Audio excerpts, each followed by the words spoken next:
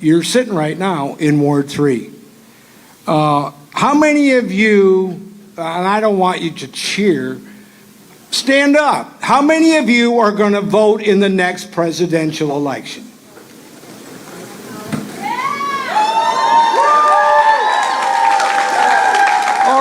All right. Yes. Well, excuse me. I know some people are, not able to stand up, but yes, you're going to vote. Okay. So, how many of you then are going to attend your caucus on February 3rd? Yo! Okay, good. Okay. Well, I want you to know that I ran for city council a few years back because I believe that people that share issues like I do need to hold more elective offices across the board at all levels of government. I believe that, firmly believe that.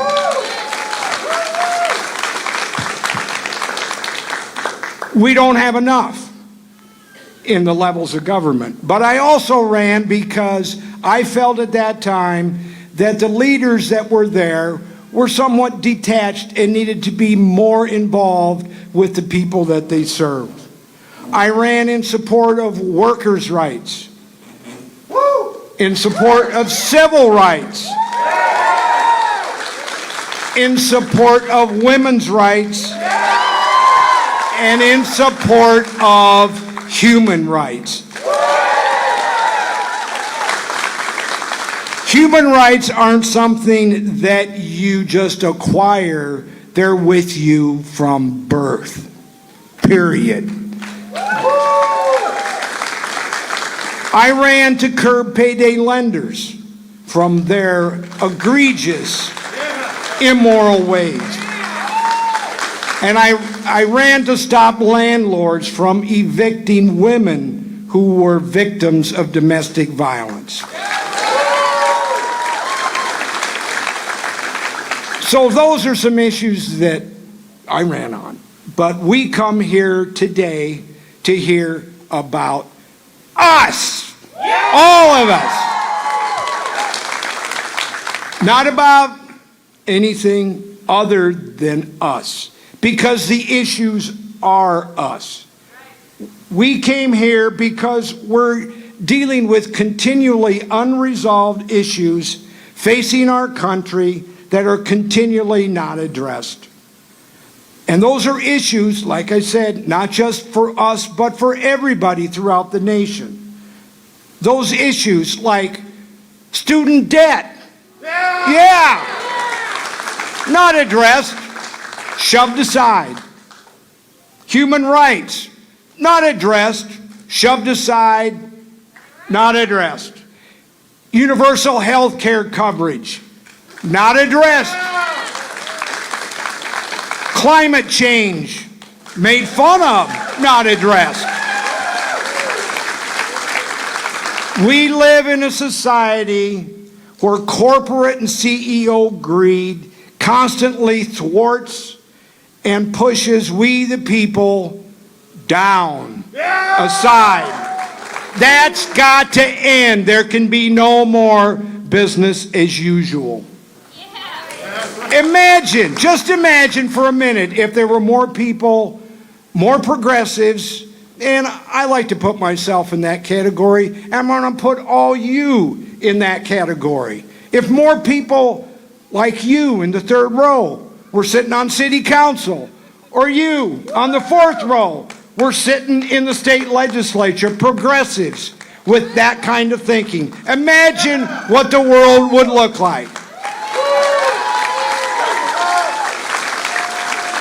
No more business as usual. Let us build that world. Are you with us? Yeah! Yes! Yes. Consistency on issues is why I support Senator Bernie Sanders, who I am extremely honored to welcome to Waterloo. For several decades, these issues and many, many more have been on his plate and in his fight on behalf of us. He hasn't let us down in the past, and you know he hasn't. And he's sure not going to let us down when he gets to the White House. Go!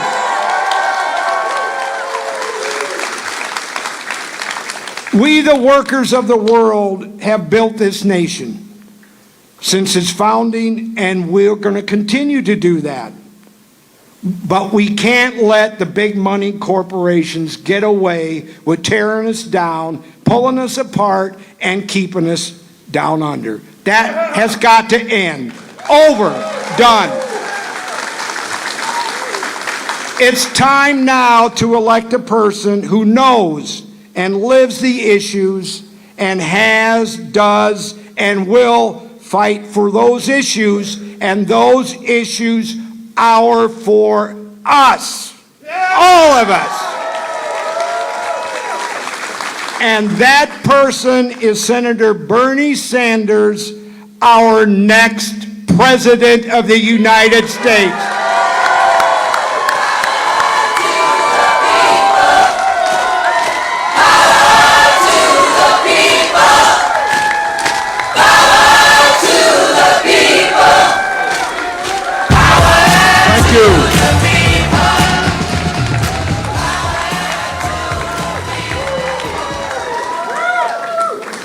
See, we can go home. Patrick said everything I was going to say. So let me thank all of you for coming out this evening. It's a beautiful turnout. And let me thank Teresa and Patrick for their beautiful words of introduction. You know, earlier today, I was at the Pride Festival in Des Moines. And what I was thinking about is how change comes about. And we should think about that a little bit. And you think back, change comes about when we change our consciousness about what is right and wrong and what we are entitled to have as human beings. Do you know what I mean by that? And that's pretty profound stuff.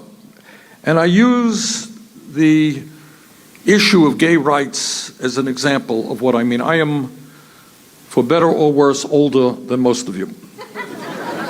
Has its advantages, has its disadvantages. But in terms of gay rights, I can remember, and I come from a state which has been, along with Iowa, by the way, one of the leading states in the fight for gay rights. But I can remember, I don't know, 25 years ago, 30 years ago, marching in parades in my state when the issue of civil unions was being debated. Civil union was the precursor to gay marriage. And people, even in my state, were saying ugly and terrible things, just marching down the street and people yelling, ugly times. And then you think about what happened over the last 30 years. And today you go up to young people and you say, what do you think about gay marriage? And you know what, they don't even know what you're talking about. Because they assume, of course, that's the right thing to do. All right? That we don't discriminate against people based on their sexual orientation.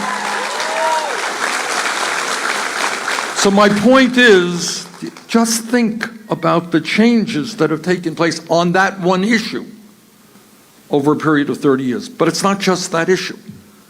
150 years ago, not a terribly long time from a historical perspective, 160 years ago, it was seen to be normal and acceptable that one group of people, African Americans, were literally held in bondage by another group of people.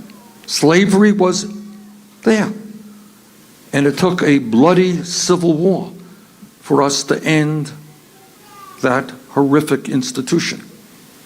And think about 150 years ago in Vermont and in Iowa, you had people working 6-7 days a week. You had children working in factories and in fields. That was normal.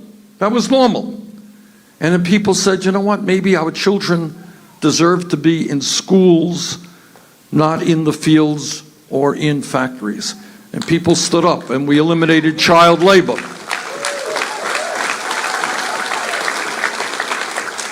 And against enormous opposition, workers said, you know what, we are not chattel, we are human beings.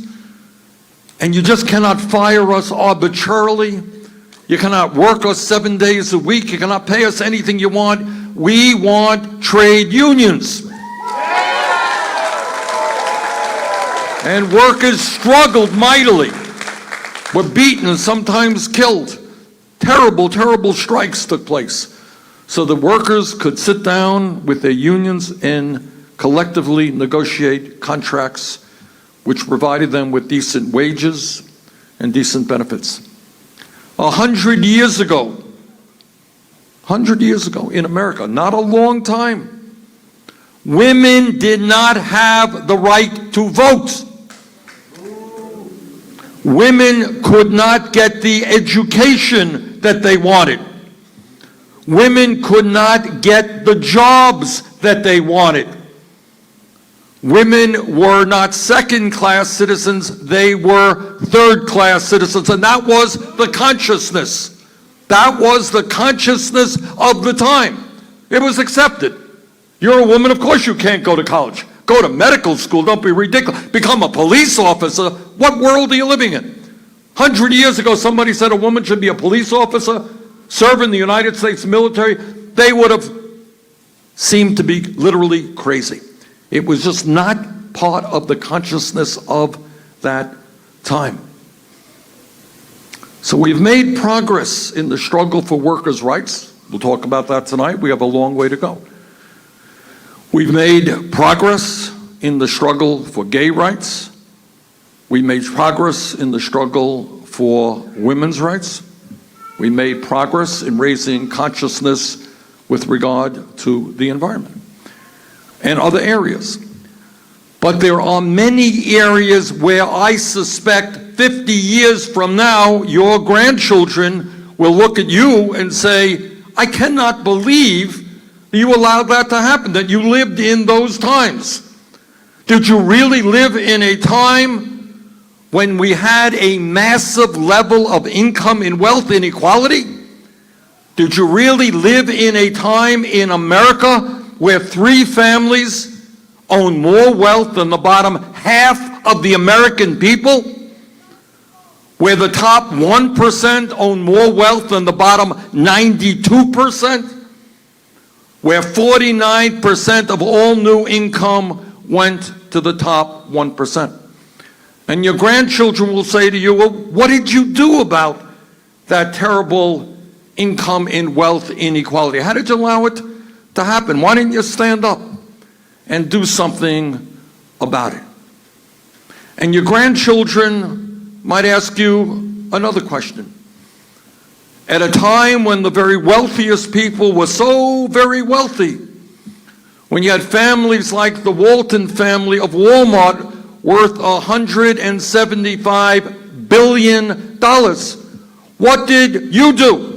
What did we do to make sure that every person in this country, the wealthiest country on earth, earned at least a living wage?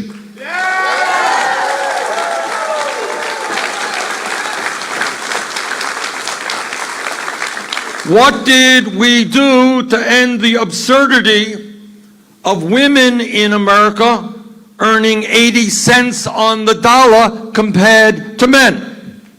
What did we do about that?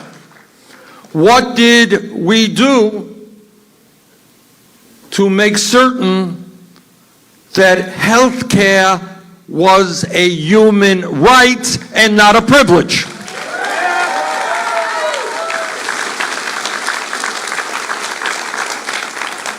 Now, I have the feeling that our grandchildren will be asking us, what did you do?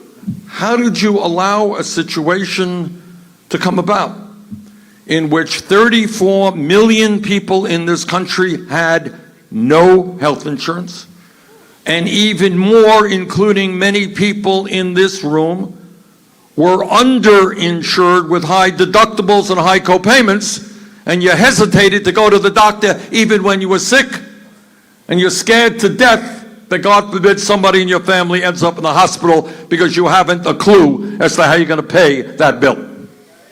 That ain't right. And I suspect that 50 years from now, people will say, I can't believe that that ever happened in America. You know, it's like slavery, like segregation. How did it ever happen? So what we are about in this campaign, and let me lay it on the line for you. We are obviously about doing everything we can to win here in Iowa, and with your help, we'll do that.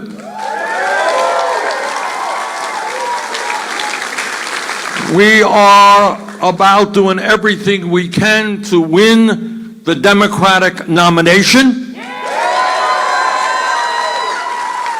And we are about doing everything humanly possible to defeat the worst president in the modern history of this country, Donald Trump.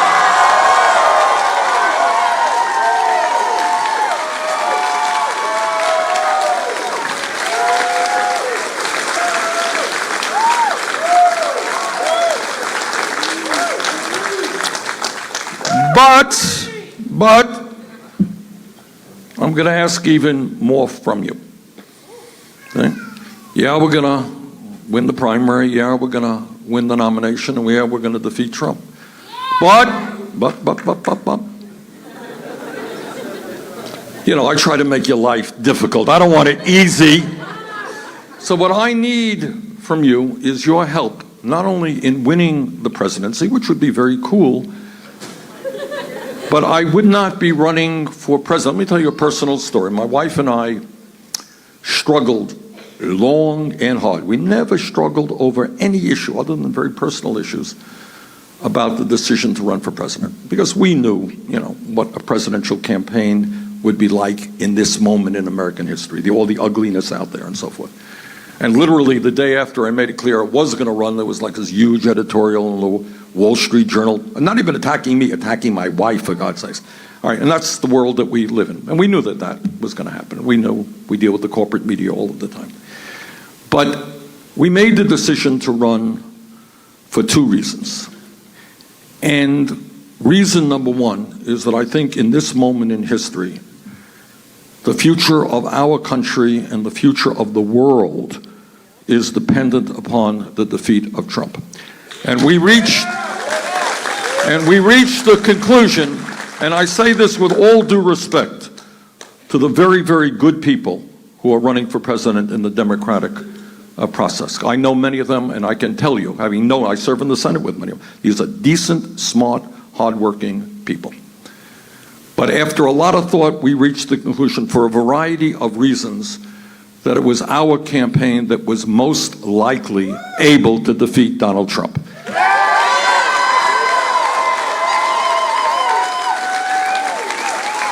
And the reason for that is really not complicated, and it's kind of factual. And that is, number one, in order to defeat Trump, and you know, I've said this before and I'll say it again, you know, a lot of the polls that are out there, polls, you know, can take them for whatever they're worth 8 months before an election, but a lot of the polls have me and Joe Biden defeating Trump pretty handily, and I think the last poll in Michigan had us up by 12 points over Trump, Pennsylvania, Wisconsin, and so forth and so on. But you know, polls are polls. Trump will be a very formidable opponent, and you know why? Because this guy lies about everything.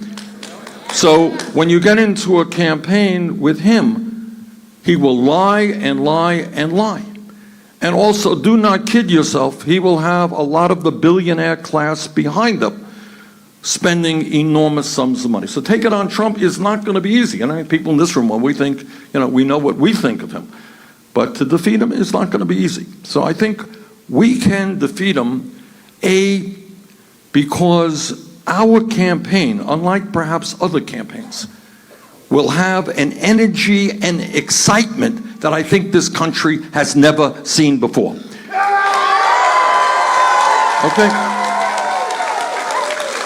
And it will have, we need that energy. It's not to say that I'm the only person who could beat Trump. I don't think that's the case. But what we need is an energy and an excitement which drives up voter turnout. All right? If there's not a large voter turnout, I suspect Trump will get reelected. So we need a large voter turnout. Now, how do you do that? Well, for a start, We need young people to be engaged in the political process in a way that we've never seen before. See, and the young people are very excited about that, right? We need old people to be involved too. But here is the truth.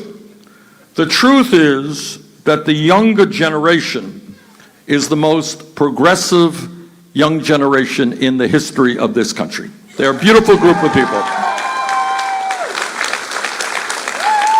They are anti-racist, they're anti-sexist, they're anti-homophobic, they're anti-xenophobic, they are anti-religious bigotry, they are anti-everything that Donald Trump is for. And that is the beautiful good news, and we should be very proud of our kids and our grandchildren.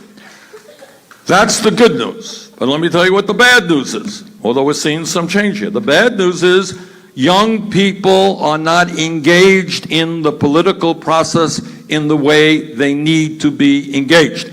In fact, if you look at voter turnouts, now, older people vote at a much higher rate than young people. Now, the good news is we are making some real progress, and I think maybe our 2016 campaign had a little bit to do with that. But 2018, we saw the highest voter turnout of young people in a very, very long time. That's great news. But we need to do better, and I think this campaign is the campaign to bring out millions of young people.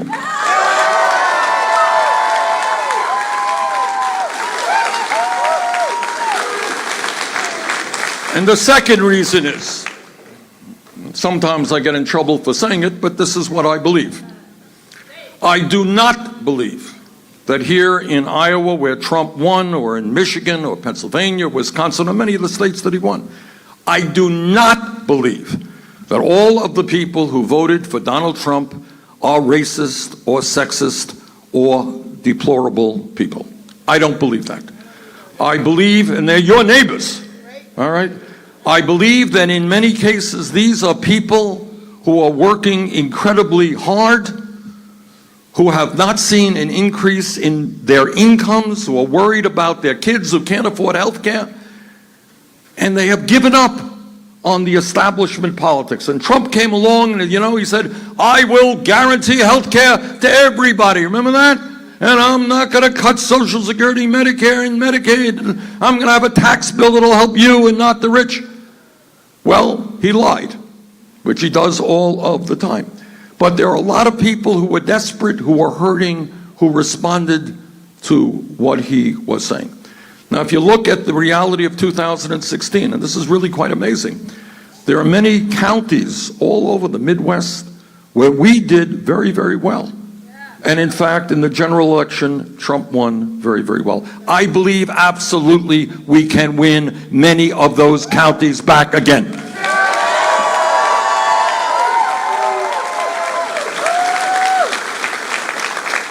And the reason for that is that we are talking about the real issues impacting the American people.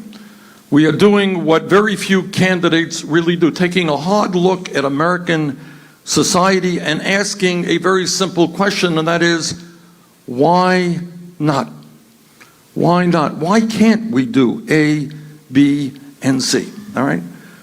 Right now, we have a situation where over half of the American people are living paycheck to paycheck. Do you all know that? Do you know what that means, living paycheck to paycheck? You do know what it means to live paycheck to paycheck, because many of you are living paycheck to paycheck.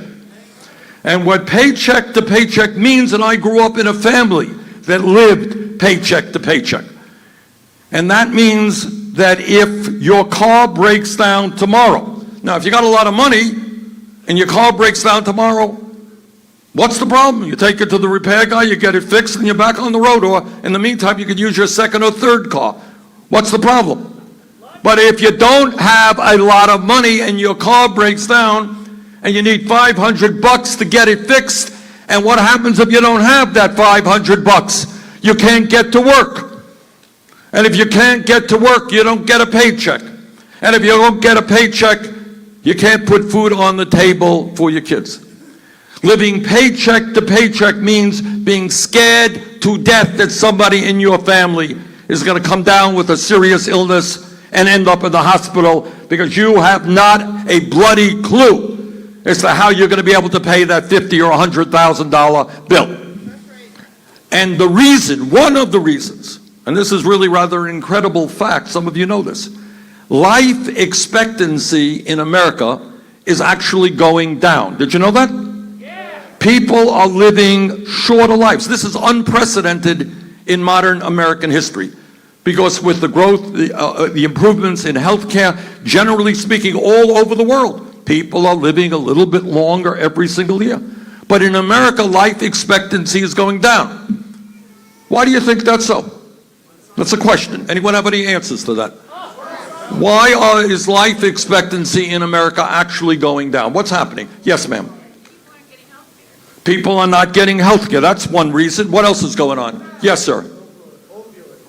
Opioid. But why do people, you're right, opioid addiction is a real killer in this country. Why are people doing opioids?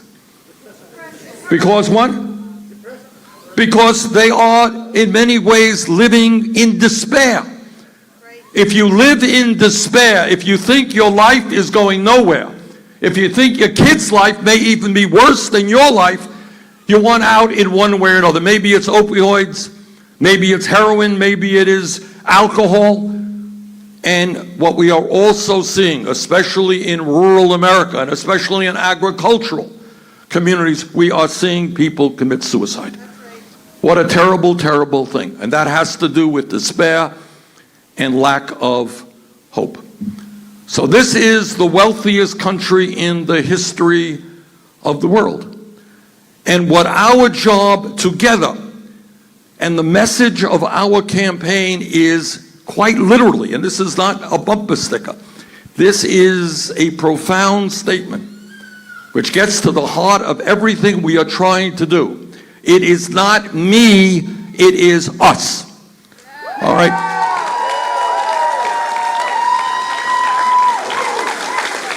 Okay? Not a bumper sticker, but a profound statement. What do I mean when I say it is not me, but us? Anyone have any thoughts on it? Yes, ma'am. Pardon me? Us as a nation? Other thoughts? What does that mean? Not me, us. Yes. We have to talk to each other. We have to talk to each other? Yes, sir. Put the interest of others above our own. Understand that we are in this together. Yes? Right? Other thoughts? Yes, way in the back. What? Class conscious movement. Understanding the economic structure of America. Yes, ma'am. Not having a dictator. That's right. You know, I never really thought that as a United States Senator, I would ever have to talk to people about the threat of authoritarianism in this country. I never thought I would have to. You know, we can disagree about a lot of issues, but the idea that we have to worry about a president who either does not understand the Constitution or has contempt for the Constitution, who thinks he is above the law, I never thought that I would live to see that day. But you're quite right. When I talk about us, not me, it means essentially that we must be in this together. The Trump philosophy of him and his friends is that maybe 1 in a million will make it and you'll be a billionaire. And if you lie and you steal and you cheat and you rip off everybody, maybe someday you can be a billionaire. Well, that's one way of looking at the world. The other way of looking at the world is as human beings who have kids, who have parents, that we are in this thing together. And that my job is to worry about you and your family, and your job is to worry about me and my family, and that together we create a nation that works for all of us, not just the 1%.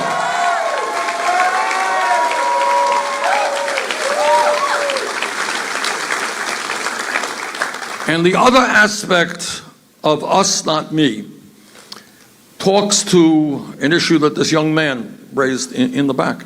And it's an issue you will not hear on television. That's not going to be heard on TV. And you're not going to read about it much in the papers. And that is the nature of the power structure in America. What do I mean when I talk about power structure in America? We don't want to become an authoritarian society. We want a vibrant democracy. But what about who has the power in America? Do you think the average working person making $15 an hour has the power? Who has the power? Where is that power? All right, the power is with a small number of people, in my view, who have incredible power over the economic and political life of this country. There will be people on Wall Street who will determine whether or not a factory stays in Iowa or whether it goes to China. There will be people in this country, part of the billionaire class, who will spend hundreds of millions of dollars to elect candidates who represent their interest. You get one vote. Well, they get one vote plus the ability to elect governors and senators and presidents all over this country. So what this campaign is about, it's not only winning the primary, it's not only winning the general election, it is having the courage to stand up to the incredible power of a handful of corporate leaders and to tell them that whether they like it or not, we are going to transform this country and create an economy and a government that work for everybody, not just the 1%.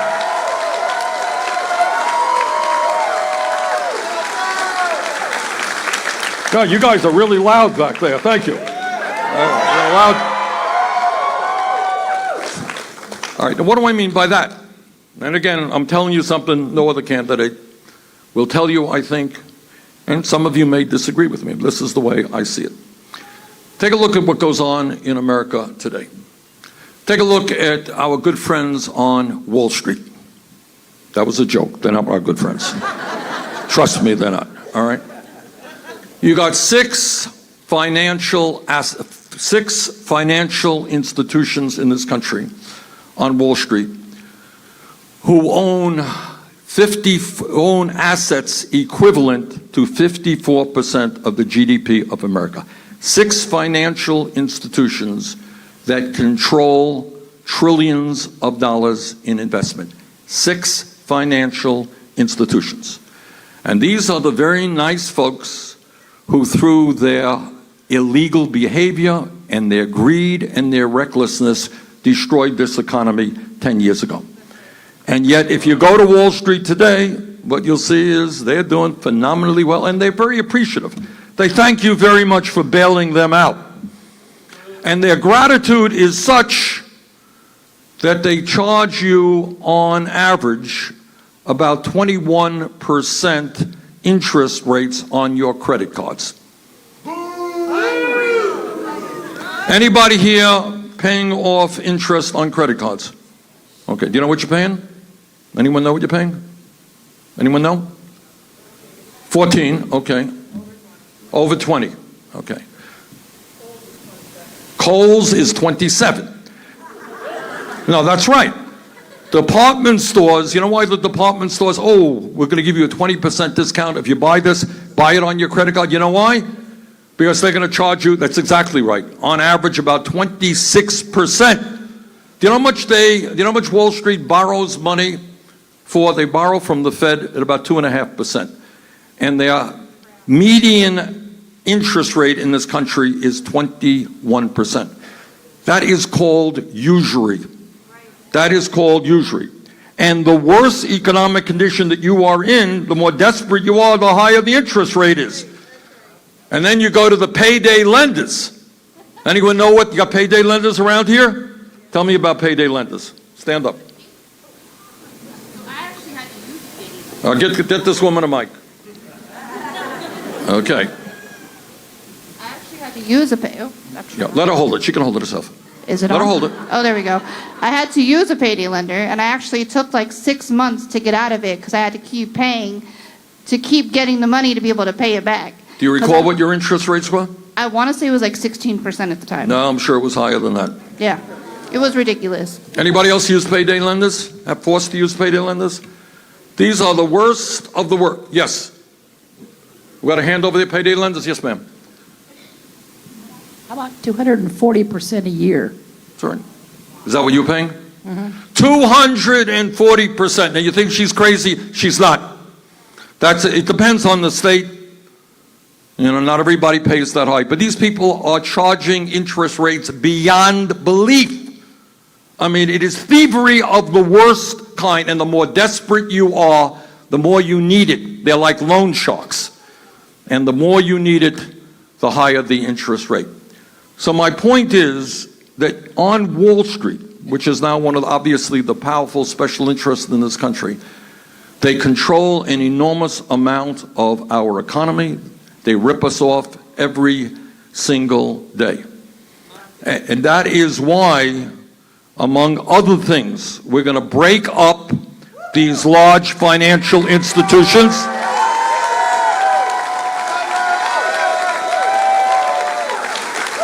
We are going to put a cap on interest rates, 15%, no higher.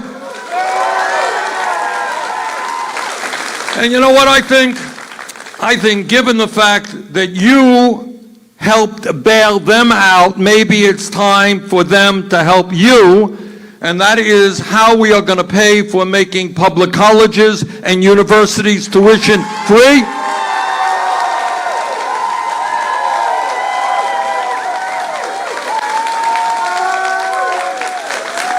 And for lowering the outrageous level of student debt in America. You know, a moment ago when I began, I talked about consciousness and how consciousness changes, whether it is gay rights, whether it is civil rights, whether it is women's rights, labor rights, consciousness changes. And it is time for us to change our consciousness. The media will tell you that it's okay for you to bail out crooks on Wall Street whose illegal behavior cost us millions of jobs and millions of people lost their homes. It is okay for you to bail them out, but when people like me say that they have got to start paying their fair share of taxes, and we have a speculation tax on Wall Street, it is a radical idea. All right, we're going to turn that issue upside down. It is a radical idea that working people bail out Wall Street. It is not a radical idea that Wall Street starts paying their fair share of taxes to make public colleges and universities tuition free.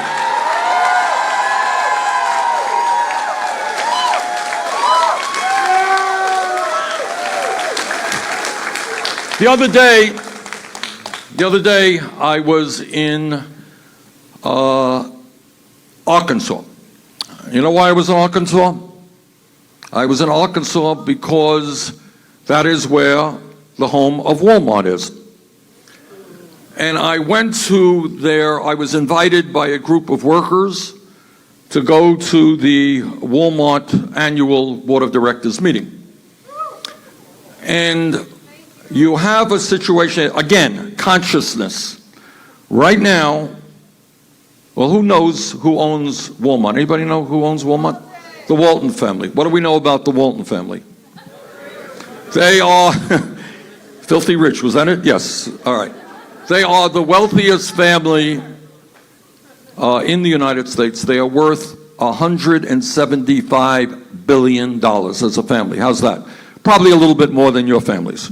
I may be wrong on that, but I would guess that. $175 billion, family that owns Walmart, and yet they pay their workers a starting wage of $11 an hour. That ain't right. So we went to the board of directors with a bunch of workers there, Walmart employees, and what we said, And this is where we have got to change consciousness. There has to be an outrage in this country that the wealthiest family in America is paying their employees starvation wages that are so low that many of those workers are forced to go on Medicaid, food stamps, and public housing. Who pays for that Medicaid, food stamps, and public housing? You do. So here is the insanity. The insanity is that middle class and working families all over this country are essentially subsidizing the wealthiest family in America. And we have got to change our consciousness and say that is not acceptable. That the wealthiest family in this country does not need corporate welfare, but they've got to start paying their workers a living wage.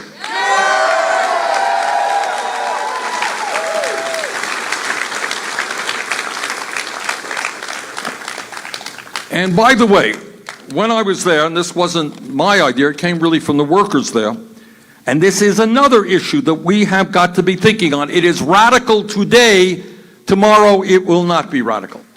And here is the issue. What the workers said is, you know what? We want representation on the board. Right now, by and large, the Walmart board and the boards of most major corporations, people who sit on the board are corporate executives. All right, what about having some of the workers in those corporations sitting on the board so decisions can be made that benefit workers, not just stockholders?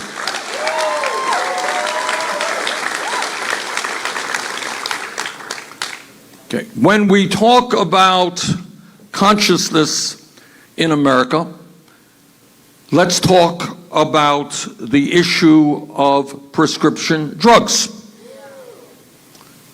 We pay in the United States by far the highest prices in the world for medicine.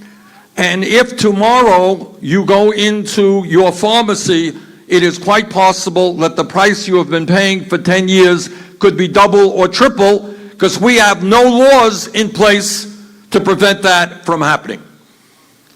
The result of that is that last year, the top 10 drug companies made $69 billion in profit. And senior citizens in Iowa and in Vermont are cutting their pills in half because they cannot afford the medicine they need. And 1 out of 5 people in this country cannot fill the prescriptions their doctors prescribe. How crazy is that?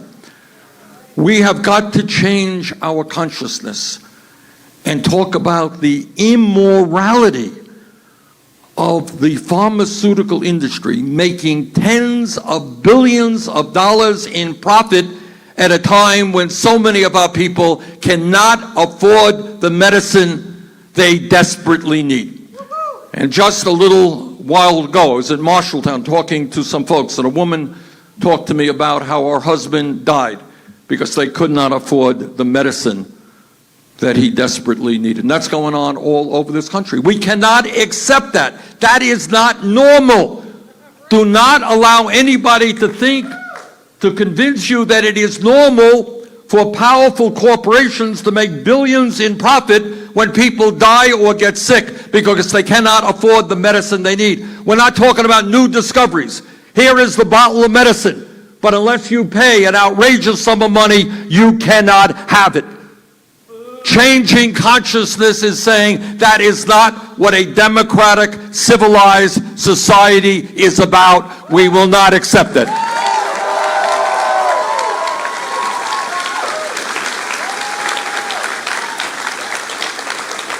And what we are about in changing that dynamic is, number one, because we believe that health care is a human right, we are going to pass a Medicare for all single-payer program.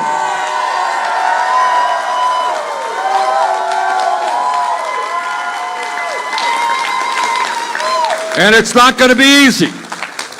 It is not going to be easy because the pharmaceutical industry and the insurance companies will spend an endless amount of money. I'm talking about hundreds and hundreds of millions of dollars. Mark my words. You're going to turn on your TV here in Iowa and there'll be ugly things about Bernie Sanders. He wants to do all of these terrible things in health care. Understand who pays for those ads. And the people who pay for those ads are the drug companies who are ripping us off every single day, the insurance companies who are ripping us off every single day. And we are going to stand together. And despite all of their money and their lies, we will do what every other major country on earth has done, and that is guarantee health care to every man, woman, and child as a right.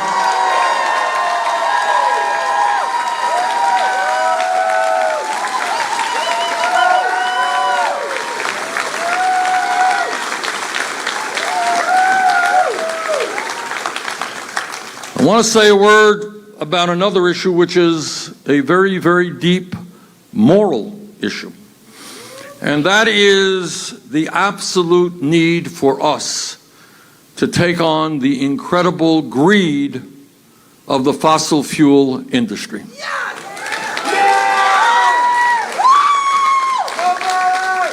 Now, some of you may remember, and some of you may have read about the history of the tobacco industry in this country. And you may remember that we had executives from the leading cigarette companies coming before Congress. Is a famous picture. And they raising their hands to swear to tell the whole truth, or else they'd be in contempt of Congress. They're raising their hand. And when they were asked by members of Congress, do you believe that tobacco causes cancer and heart disease or other illnesses? They said, no, we have no evidence to suggest that that is true. They lied. They did have the evidence. And the result of that is that my father, who smoked 2 packs of cigarettes every day, died young at the age of 60, and millions of other people died young. In fact, during World War II, as some of you may know, our soldiers were given free cigarettes, and many of them became addicted to smoking. Tobacco industry lied. And that was a terrible thing which resulted in so many people dying and getting sick. And by the way, they are still lying and they're spreading their poison all over the world. But today it is not just the tobacco industry.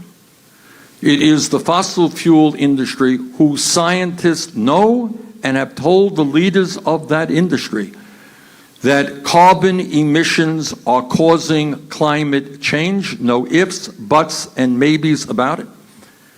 And what the scientists are now telling us is not only is climate change real and caused by human activity, what they are telling us in important reports from all over the world, that we have 12 years or less to transform our energy system away from fossil fuel to energy efficiency and sustainable energy, or else this planet will face irreparable damage. And I say to the farmers here in Iowa, this great agricultural state, it is going to be harder and harder for you to produce the quality products and get the output that you get today if this planet continues to warm. We're talking about extreme weather disturbances. We're talking about drought. We're talking about flooding. We are talking about the migration of people all over the world from where they live to other places because they can't find clean water or soil to grow their crops. And the Department of Defense and CIA will tell you that is a major national security issue. So there's we are. Fossil fuel industry continues doing business as usual, continuing making billions of dollars every single year. And this time they're not just like the tobacco industry killing individuals, they are helping to destroy the entire planet. So what our job is to say to the fossil fuel industry that their behavior is unacceptable. And this is my promise to you if elected president. And that is, you know and I know that climate change is not just an American issue. It's one of those issues we can't do it alone. We could do everything that's great and right, but if China and Russia and India and Latin America and Africa do not do the same, this planet will still be under massive assault. So as President of the United States, and maybe this is wishful thinking, maybe I'm being a little bit too optimistic here, but what I will do is say to the leaders all over this world that maybe instead of spending $1.5 trillion every year on weapons designed to kill other people, maybe we should invest in transforming our energy system and saving the planet for our children and our grandchildren.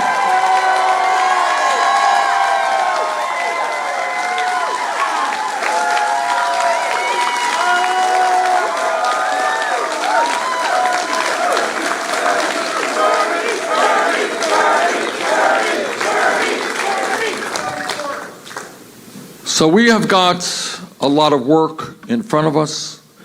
We have to deal with the embarrassment of a broken and racist criminal justice system. We are America. We are the wealthiest country on earth. We have more people in jail than any other country, disproportionately African American, Latino, and Native American. Why is that? Why is that? And the answer is manifold.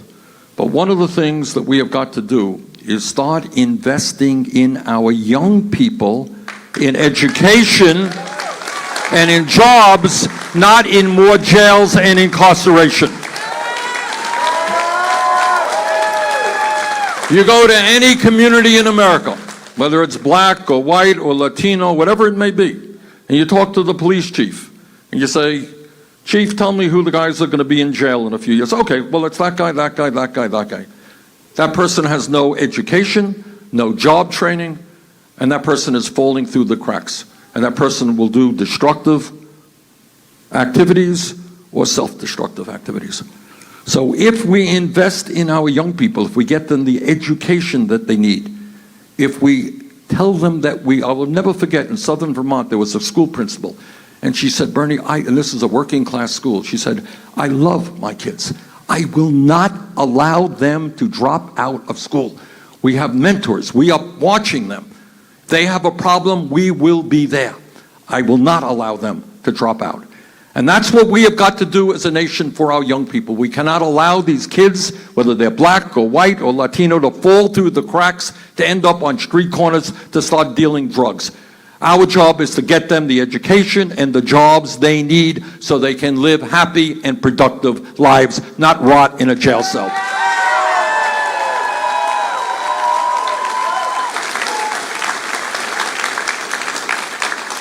And right now, we got a president who does what demagogues always do.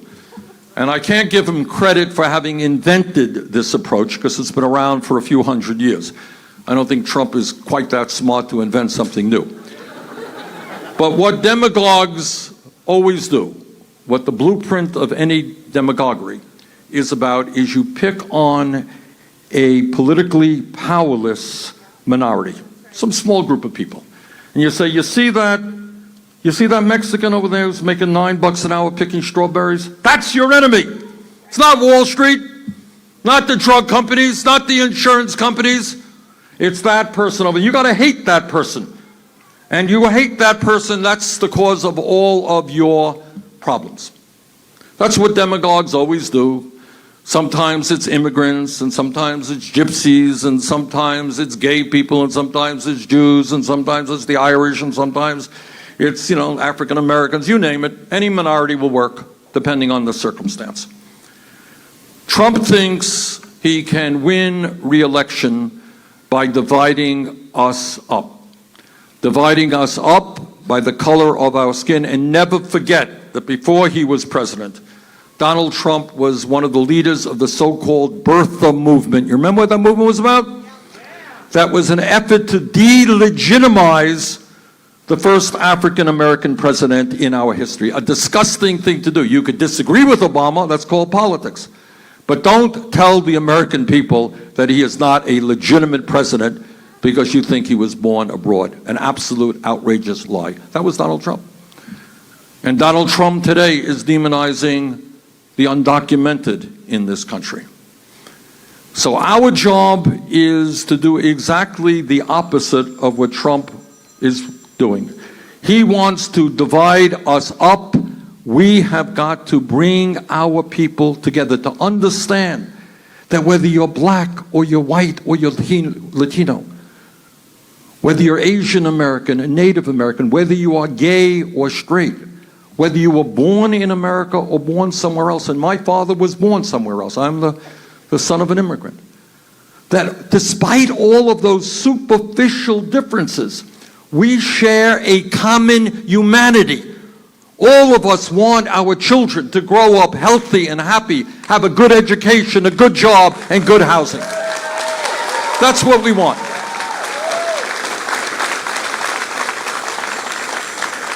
So Trump is trying to divide us up, and we are going to bring our people together around an agenda that works for all of us. So I need your help here in Iowa. You all know, and I really respect the people of Iowa very, very much, and I'll tell you why. You understand that you play in this state a very outsized role in the American political process. And I have been really impressed, having been all over the state, how serious people take that responsibility. I know that there are people here tonight who are not necessarily committed to me. They want to hear what other candidates have to say, and I respect that very, very much. You take your position as the first state to caucus with great responsibility. But I am here tonight to ask not only for your support here, not only to help me win the nomination, I'm asking for something more. I'm asking for your help the day after we get inaugurated, to help create this kind of nation that you and I know we can become. There is no need in America to have 500,000 people sleeping out on the streets tonight, all right? Including many veterans who have put their lives on the line to defend us. There is no reason for us to be spending more on our defense budget than the next 10 nations combined, and for us to continue participating in never-ending wars.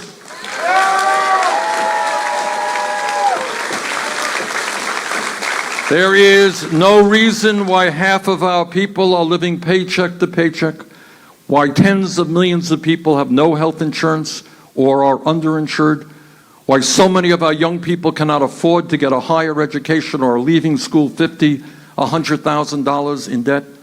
There's one of them right there. There is no reason why we are not leading the world in combating climate change rather than ignoring that reality.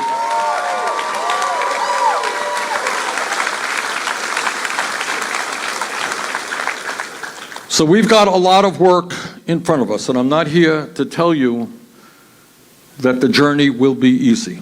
And I mean even beyond the election. Because we're going to have to take them all on. We're talking about Wall Street, and you're talking about the fossil fuel industry, and the insurance companies, and the drug companies, and the military-industrial complex, and the prison-industrial complex, and the corporate media, and all of the power that is out there trying to preserve the status quo. But I believe that in this historical and unprecedented moment in American history, we have the opportunity to bring our people together in a vision which demands that all of our people, have a decent standard of living, have health care, have education, and live in a non-toxic society. So I'm asking a lot of you. I'm asking you to help me take them all on.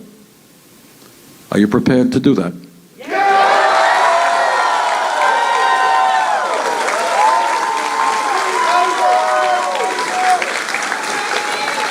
So that's what it's about. Ain't gonna be easy. Ain't gonna be an easy primary. Ain't gonna be an easy fight here in Iowa. It's a long, hard journey. But for the sake of your kids and your grandchildren, and I have 7 beautiful grandchildren, this is a struggle that we must engage in, and a struggle that we must win. Thank you all very much.